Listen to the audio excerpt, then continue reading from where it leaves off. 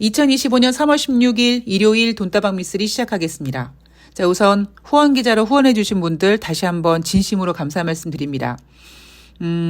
제가 갖고 있는 어떤 주식 공부하는 방법을 좀 전하고 싶은데 뭐 이런저런 좀 비용이 들어간다. 그런데 지금 당장은 힘들다 했더니 어떤 분께서 그러면 펀딩을 해봐라 라고 조언해 주셨는데 제 주제에 무슨 펀딩입니까? 그죠? 그래서 시간이 좀 걸리더라도 저도 이제 올해부터 정신 바짝 차리고 악착같이 돈을 벌 거고요. 그리고 후원 계좌로 들어온 후원금은 차곡차곡 모아놨다가 그런 기회가 오게끔 해서 그런 자리가 만들어지면, 그런 판이 만들어지면 몽땅 투자할 겁니다. 그런 계획을 가지고 있고요. 오늘 돈다방 미쓰리는 3월 17일부터 3월 21일까지 우리가 준비해야 될 것들, 우리가 체크해야 될 것들을 미리 점검해보는 시간인데, 결론 먼저 말씀드리면 다가오는 한 주는요, 뉴욕 증시는 경기 침체 우려, 경기 침체라는 단어를 조금 볼륨을 줄이는 과제를 가지고 움직이지 않을까라는 생각을 해봤습니다. 자세한 이야기는 본 내용에서 소개를 드릴 거고요. 오늘 녹음을 하기 전에 제가 기사를 하나 봤는데 내용이 이런 겁니다. 미국 나스닥보다 코스피가 낫네. 한국 증시에 모이는 기대감. 그래서 올해 글로벌 주요 증시 수익률을 봤더니 홍콩 항생이 19.7%, 그다음에 코스피, 코스닥 이렇게 중국 증시가 수익률이 나고 있는 반면에 일본과 미국 3대 지수가 하락했다. 이런 기사 내용이었습니다. 여러분, 제가 이 상황에 대한 이야기도 앞에서 해드렸죠. 어떻게 드렸느냐? 우리나라 주식시장은 글로벌 증시가 상승할 때 올라가지 못했습니다. 윤석열 때문이죠. 자, 이제 윤석열 탄핵될 거고 어느 정도 2300포인트 정도의 바닥을 다지는 그런 확인이 우리는 지켜봤습니다. 확인을. 그죠? 제가 윤석열 따위가 코스피 2000을 깨지 못한다라는 얘기를 하면서 코스피 2300 정도가 되면 어느 정도 바닥이라는 인식이 있다라고 말씀을 드렸습니다. 그러면서 미쓰리가 가장 좋아하는 코스피 구간은 2400, 2500, 뭐 조금 너그럽게 봐서 2500포인트 후반 정도라고 말씀을 드렸는데, 제가 그 얘기를 하면서 주식 시장이 좋았을 때, 즉 2900 이상, 3000 이상에서 매수하신 분들은 지금 코스피 2400, 2500포인트가 정말 가능성이 없어 보일 것처럼 불안해 보이는 자리지만 그렇지 않다라는 얘기를 해드렸죠. 그럼 제가 2300포인트 바닥론에 대한 이야기를 해드렸습니다. 다만 우리나라 주식시장은 2000포인트 깨지 않고 잘 버텼는데 다른 나라 주식시장이 올라갈 동안 우리가 하지 못했거든요. 그러면 우리나라가 어느 정도 바닥에 대한 인식이 있으니까 올라왔고, 그 결과가 지금 이렇게 올해 들어와서 코스닥이 8.3%, 코스피가 7% 수익이 났습니다. 다우지수, S&P, 나스닥이 하락할 동안 한국은 올랐다라는 거죠. 이런 움직임이 계속 갈 수 있느냐? 제가 분명히 못 간다고 말씀을 드렸습니다. 지금 미국은요, 경기 침체, 트럼프의 관세 이런 부분 때문에 하락하고 있는 거고요. 경기 침체 이야기가 미국에서 나오면 다른 나라는 괜찮을까요? 그렇지 않다고요. 그러면 우리나라는 어느 정도 너무 떨어졌으니까 올라올 수는 있지만 여기서 더 치고 나가서 미국은 죽쓰고 있는데 대한민국 증시 혼자서 독야 적적할 수 없다라는 이야기를 앞에서 분명히 해드렸습니다. 그 기사가 오늘 나왔고요. 여러분들은 왜 이런 기사가 나왔을까라는 부분에 대해서 미쓰리가 왜 예전에 그런 얘기를 했었지라는 생각을 다시 한번 해보시면서 주식시장에 대응하시기 바랍니다. 우리나라 주식시장은 글로벌 증시에서 혼자서 치고 나갈 수가 없습니다. 예. 자, 3월 17일부터 3월 21일까지 우리가 체크해야 될 것들을 점검해 볼 텐데요. 우선 3월 14일 금요일 우리가 아기다리 고기다리 윤석열 탄핵을 기다렸지만 좋은 소식을 듣지 못했던 조금 더 기다려라 라는 기다림의 미학을 배우게끔 한 지난주 금요일 코스피는 7포인트 하락해서 2566포인트입니다. 한 2300포인트 정도의 바닥에서 지금 2500포인트 정도 올라왔잖아요. 그죠? 뭐 2,600 정도도 갈 수 있겠죠. 그런데 애널리스트들이 얘기하는 3,000포인트는 어렵다라는 거예요. 그걸 냉정하게 제가 말씀을 드린 겁니다. 자, 3월 17일부터 3월 21일까지 NH투자증권이 예상하고 있는 코스피 예상 밴드는 2,500에서 2,650포인트입니다. 자, 상승 요인은요. 무엇보다 국내 증시는 윤석열 탄핵 인용이겠죠. 그죠? 탄핵 된다. 윤석열을 파면한다. 이 소식이 나오면 정치적 불확실성이 해소되면서 뉴욕 우리나라 주식시장이 뭐 장중이라도 상승할 수 있을 겁니다. 다만 문제는 사실 여러분들 이런 부분 걱정하지 않나요? 윤석열이 만약에 파면이 되면 얌전하게 공손하게 관저에서 나올까요? 저는 탄핵을 받아들이지 않을 가능성을 높게 보고 있고 박근혜 때도 막 사람이 죽는 일이 벌어지지 않았습니까? 그런 상황에서 지금 윤석열은 대놓고 선동질을 하고 있기 때문에 만약에 파면이 된다. 그래서 증시가 반등을 한다고 해도 저는 그 이후에 그 윤석열이 하고자 하는 그 버티기 상황이 돌입이 되면 파면으로부터의 정치적 불확실성과는 달리 또 어떤 폭동이라든가 이런 것까지 우려를 한다면 조심해야 된다라는 이야기를 좀 해드리고 싶습니다. 어쨌든 국내 증시 상승 요인으로 가장 큰 이슈는 바로 윤석열 탄핵이죠. 그리고 다른 것들 보면은요. 애널리스트들이 내놓은 얘기는 뭐 우크라이나 종전 가능성에 대한 기대감, 그리고 미국 인플레이션과 트럼프 관세 정책에 대한 불확실성이 일부 해소되는 점. 저는 왜 애널리스트들이 이런 이야기를 하는지 모르겠습니다. 자, 하락 요인으로는요. 트럼프의 관세 정책 불확실성 여전히 있다. 그죠? 그리고 무엇보다 지금 미국 경기 침체 우려입니다. 자, 다시 한번 확인 사살해 드릴게요. 미국이 경기 침체 우려가 확산되잖아요. 국내 증시가 계속 올라갈 수 없습니다, 여러분. 예. 자, 기대감을 좀 보면은요. 엔비디아 GTC 2025에 대한 기대감을 국내 증권사 애널리스트들이 좀 뽑아놨고요. 그리고 국내 상법 개정안이 13일 본회의에서 가결됐다. 주주 환원 정책이 개선될 것이다. 물론 장기적으로 굉장히 좋은 호재일 수는 있습니다만 대한민국은 가야 될 길이 굉장히 멉니다. 그러니까 대한민국 증시는 체질 자체를 바꿔야 돼요. 제가 매번 우리나라 주식시장 저질이다 하지 않습니까? 우리나라 주식시장은요, 일단 상한가 한가 폭을 없애야 돼요. 그러니까 제한을 없애야 된다고 생각합니다. 자, 전문가들 의견들, 애널리스트들의 의견을 좀 보도록 하겠습니다. 여전히 긍정적인 대신증권. 자, 금리 인하 기대감이 이미 연내 3번 할 거다라는 부분으로 반영이 됐다. 이미 금리 인하 기대감은 반영이 된 증시다. 다만 경기 디톡스 정점을 찍은 것으로 확인됐다. 참 제목 잘 만들지 않습니까? 경기 디톡스래요. 예, 뭔가 그 독소를 다 뽑아낸, 그러니까 주식시장이 경제가 갖고 있는 어떤 우려감 같은 거를 다 이제 밀어냈다. 몸 밖으로 밀어냈다. 디톡스했다 이거죠. 글쎄요. 그랬을까요? 자, 대신증권은 여전히 긍정적으로 보고 있는 것 같고요. 자, 다올투자증권. 인플레이션에 대한 공포감이 다소 완화되기는 했는데 문제는 미시간대 소비자 심리 지수에 이어서 17일 날 발표되는 소매 판매가 예상보다 부진할 경우 경기 침체 우려가 다시 불거질 수 있고, 그리고 증시는 다시 변동성을 보일 수 있다는 겁니다. 이 이야기는 제가 뒷부분 가서 다시 전해드리도록 하겠습니다. 자, IBK 투자증권은요. 국내 증시에 대한 펀더멘탈 우려는 지난해 하반기 이후 대부분 해소됐다. 자, 하반기 이후 대부분 해소돼서 지금 올해 3월 달까지 대한민국 코스피 코스닥이 미국 주식시장 빠질 동안에 그나마 이만큼까지 올라온 겁니다. 근데 지금 IBK 투자증권 같은 경우에는 이미 대한민국이 갖고 있는 악재가 다 해소됐기 때문에 2,560 2566포인트는 아직 낮은 거야. 더 갈 수 있어. 뭐 이렇게 얘기하고 있는 거죠. 얘네들이 왜 이러느냐. 3000포인트 지른 지 얼마 안 됐거든요. 일단은 더 고를 외쳐야지.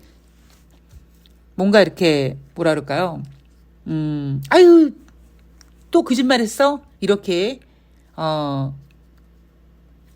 그런 욕을 안 먹게 하기 위해서 애널리스트들의 멘트라고 말씀드렸죠. 고라고 외쳤다가 빠지면 이런저런 핑계를 대서 오히려 저점 매수 기회다. 비중 확대 기회다. 라고 했다가 만약에 더 빠지면 약간 돌려서 얘기하면 현금 보유해라. 뭐 이런 의미인 거죠. 아직까지 갖고 있었어? 진짜 팔았어야지? 뭐 이런 뉘앙스를 풍기면서 보고서를 쓴다. 애널리스트들의 전형적인 보고서 스타일이고요. 자, 미래에셋 증권은요. 대형주가 유리한 국면이 지속될 전망이다. 대형주가 유리하다 그러면은 코스피가 올라간다는 얘긴데 제가 얼마 전 방송에서 지금 현재 진행되고 있는 주식시장은 미쓰리가 예상한 대로 코스피를 잡아놓고 코스닥이 움직이고 있고 외국인들도 코스피에 사는 주식을 매도하고 있는데 지난주 금요일 같은 경우에는 코스닥에서 매수를 했다. 오히려 종목 장세가 더 화려하게 펼쳐질 것이다 라는 것이 저의 생각이고 미래에셋증권은 대형주가 유리하다라고 얘기를 합니다. 자, 뉴욕 증시로 넘어가 보면은요. S&P 500 지수가 4주 연속 하락세를 보였다. 한 달 동안 내내 빠졌다라는 거죠. 아슬아슬하게 나스닥 같은 경우에도 조정 국면에 돌입을 했습니다만 지난주 금요일 안 돼! 그러면서 이제 다시 반등을 해서 조정 국면은 좀 면했다. 악착같이 반등시켰던 지난주 금요일 증시였습니다. 이유는 뭐다? 저점 매수, 저가 매수세가 대거 유입됐다. 그리고 트럼프가 아무 말도 하지 않았다. 그래서 뉴욕 증시가 반등했다고 말씀을 드렸고요. 자, 이슈를 좀 보도록 하겠습니다. 다가오는 한 주 동안 가장 큰 이슈는요. 3월달 FOMC 회의고요. 또 하나는 엔비디아가 일주일 동안 그래픽 반도체 컨퍼런스를 진행합니다. 자, 금리 동결이 지금 대세거든요. 금리 동결의 어떤 실망감을 만회시키기 위해서 엔비디아가 일주일 동안 그래픽 반도체 컨퍼런스를 한다는, 물론 그렇게 인위적으로 하는 건 아니겠지만 주식시장에서 훈수를 놓는 입장에서는 시장은 금리 인하를 기다리고 있는데 금리 인하 안 해? 금리 동결해? 에이 옌병. 그랬을 때 까꿍 그리고 엔비디아가 어떤 이슈를 만들어내면서 엔비디아 기대감을 다시 이렇게 키우는 2023년 연말에 금리 인하 기대감이 만들어졌고 2024년 1월 달부터 엔비디아 기대감이 만들어지면서 작년 내내 상승을 끌어왔습니다.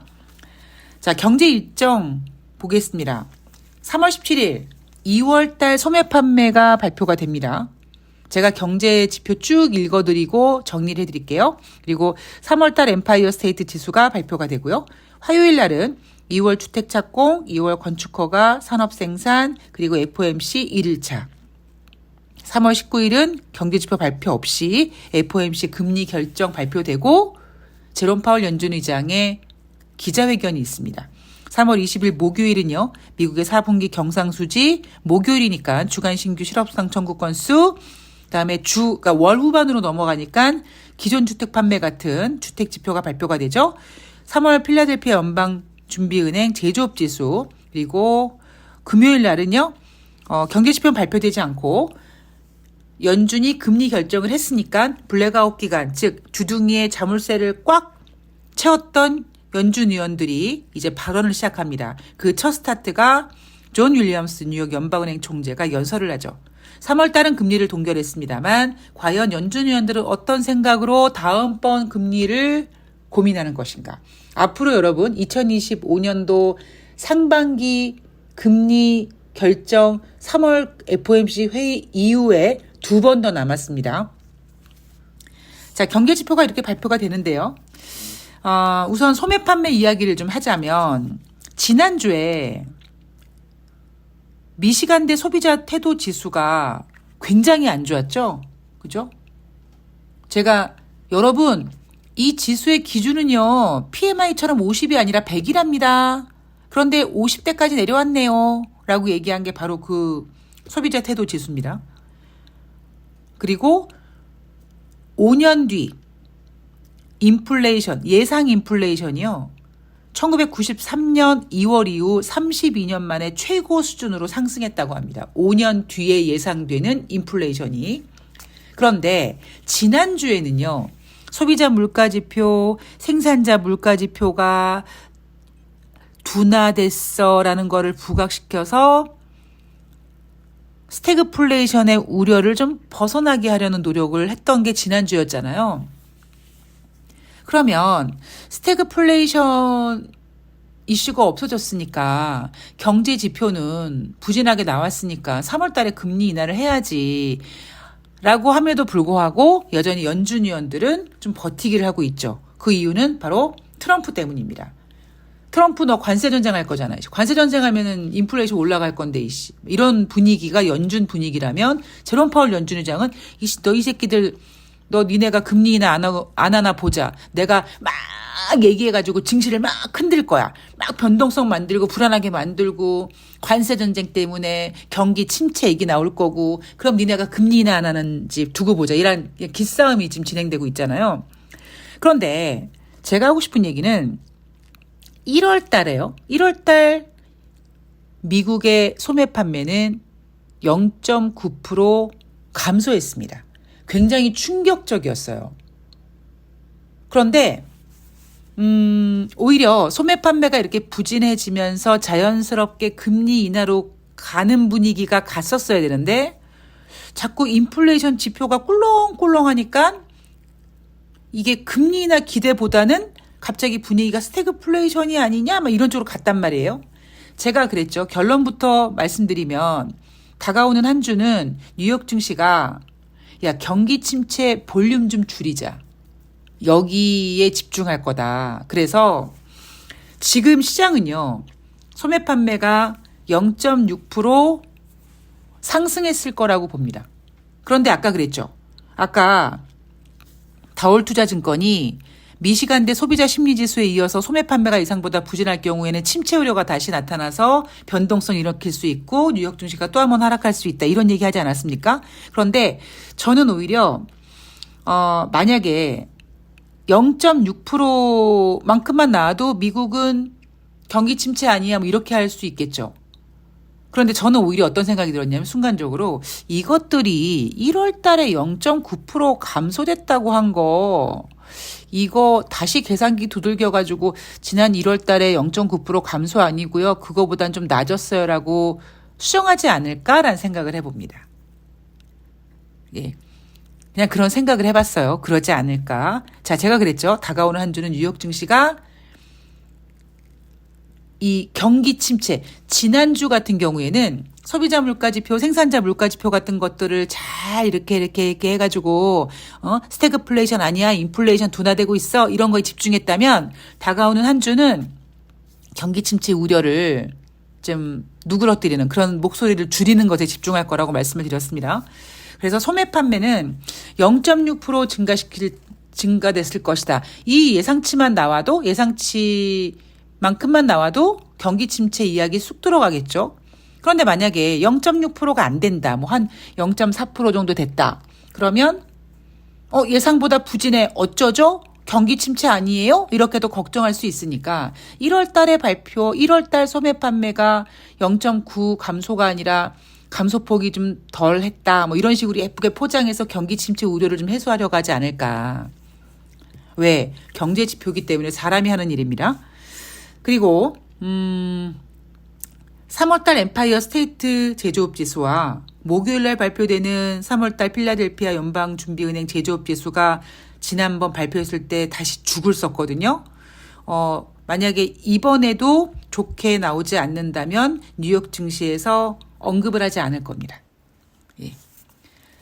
여러분 지난주 금요일 뉴욕 증시가 반등했습니다. 저점 매수세가 유입됐어요. 저점 매수가 대거 유입됐는데 뉴욕 증시 마감 현황에서 3월달 미시간대 소비자 심리 지수가 2월 달에 64.7이었는데 3월 달에 57.9로 크게 하락했다. 이 얘기 나오지 않았잖아요.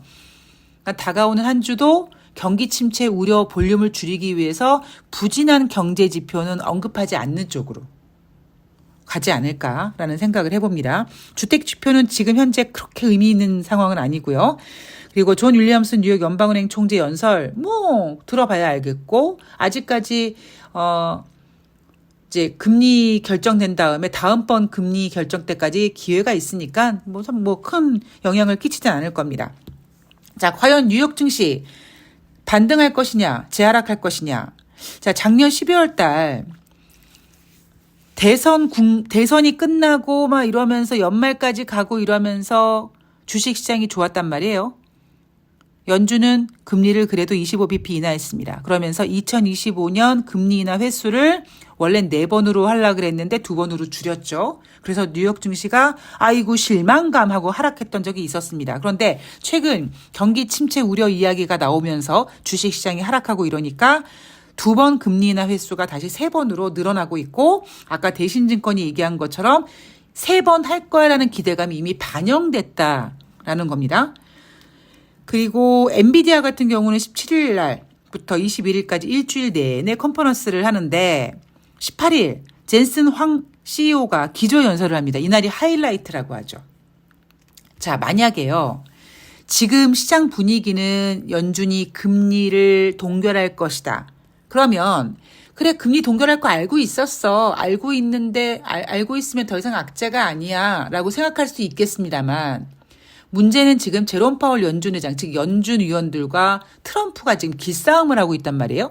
지난번 제롬 파월 연준 의장이 미국 경제 견조하다고 했잖아요. 그래서 겨우 반등시켜놨더니 트럼프가 나 경기 침체 와도 뭐 모르겠는데 뭐 이런 식으로 얘기하지 않았습니까? 외면하지 않겠는데 뭐 이런 얘기를 얘기했잖아요.